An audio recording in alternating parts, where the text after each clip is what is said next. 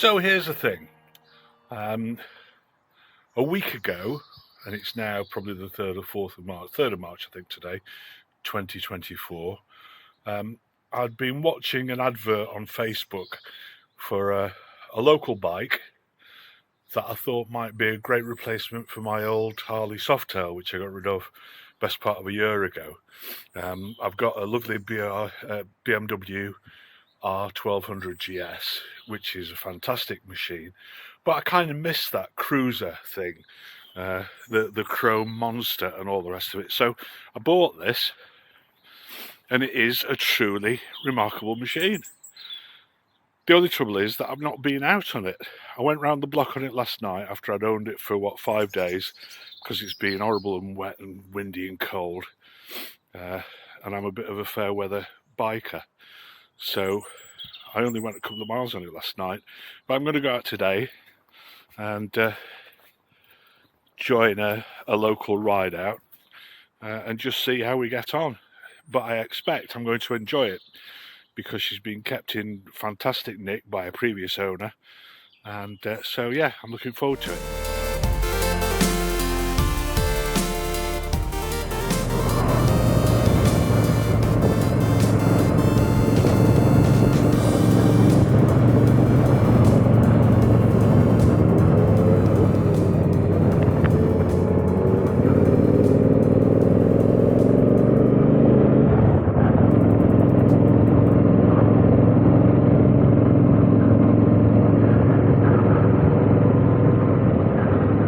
So here we are, tootling along. First ride out on my new to me 2012 Triumph Bonneville America, 865 cc's, about 60 brake horsepower, forward pegs, very much a cruiser style bike. And so far I have to say I really like it.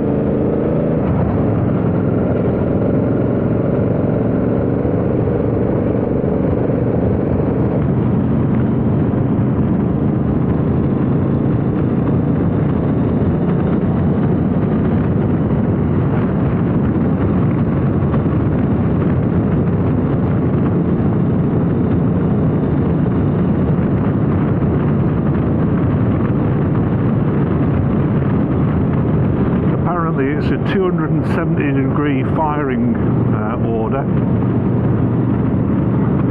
so it does feel very much like my old Harley 1340 Softail, but obviously a lot more modern. That was an 85 bike,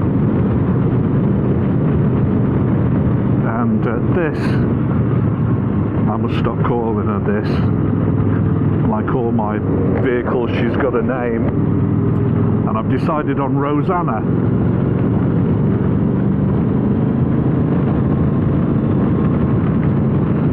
But she's only done 4,000 miles, and so still feels like a new bike. She's not got any of that modern stuff like IMUs or ABS or any of that, so very much an analog bike. But good.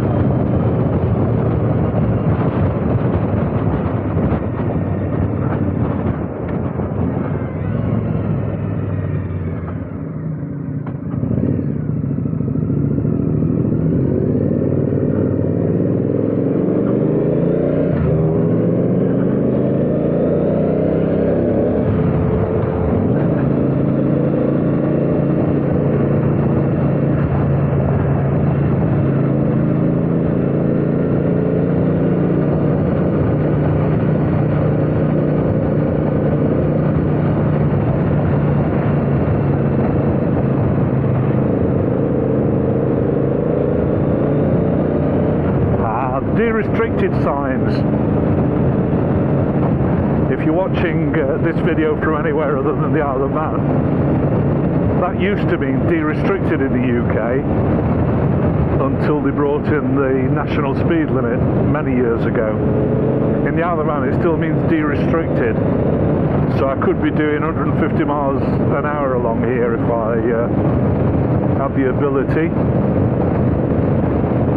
And there's nothing anybody could do about it unless I was driving dangerously, and I suppose it's a moot point whether or not doing 150 along a road like this would be considered to be dangerous driving.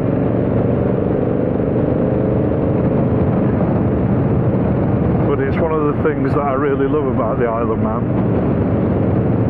As a driver or a rider, it's your responsibility to decide in areas like this what's a safe speed to go at.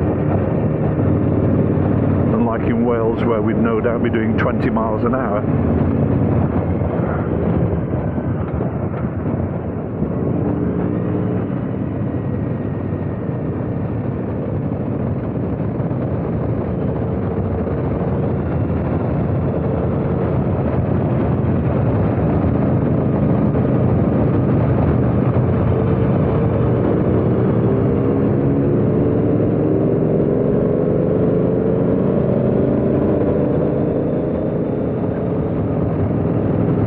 I do like the riding position on this bike.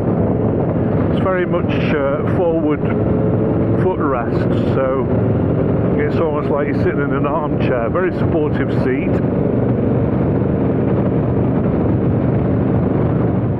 Definitely not a bike for a speed merchant.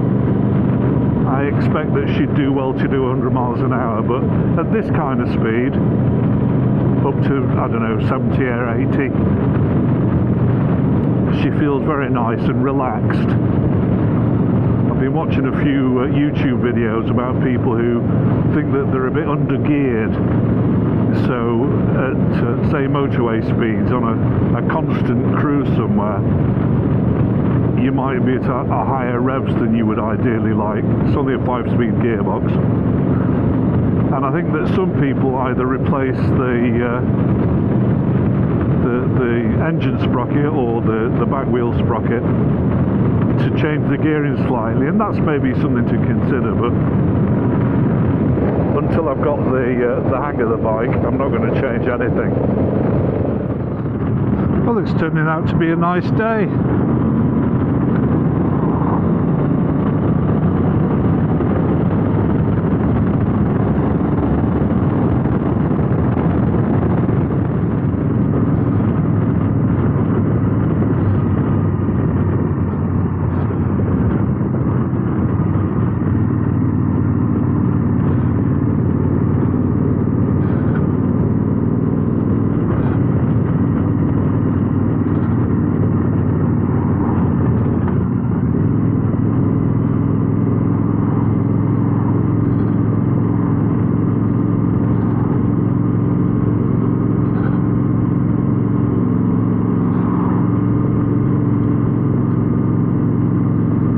Just the job.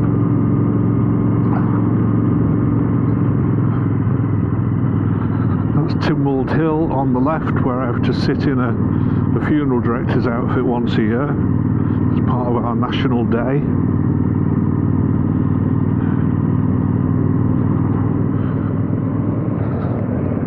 This is Ballacrane, and we're now on the TT course heading the wrong way.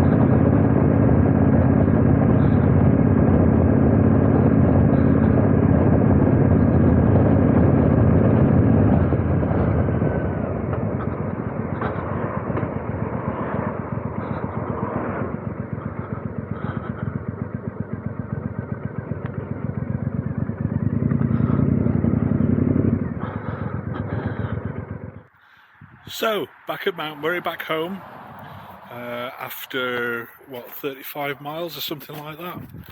Not sure.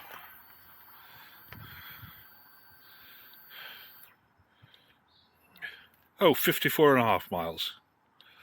54 and a half miles, so a decent first run out, and she behaved impeccably. Gentle bimble, really, while I got the hang of her.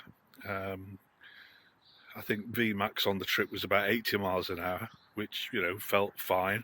I don't think there's an awful lot more on top of that. Maybe 100 on a good day going downhill, but for this kind of a bike, it's never going to be a speed machine. You're never going to be able to take on the Gixxers and all the rest of it, but very comfortable. The seat, I have to say, and I'm built the wrong way in that I've got a big belly and a skinny arse. And so the seat is very important, and this is the most comfortable seat on any motorbike I've ever had. So kudos for that.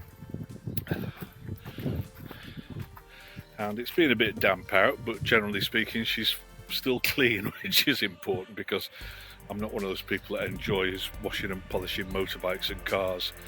But yep, I think we'll call today pretty much a success. See you next time.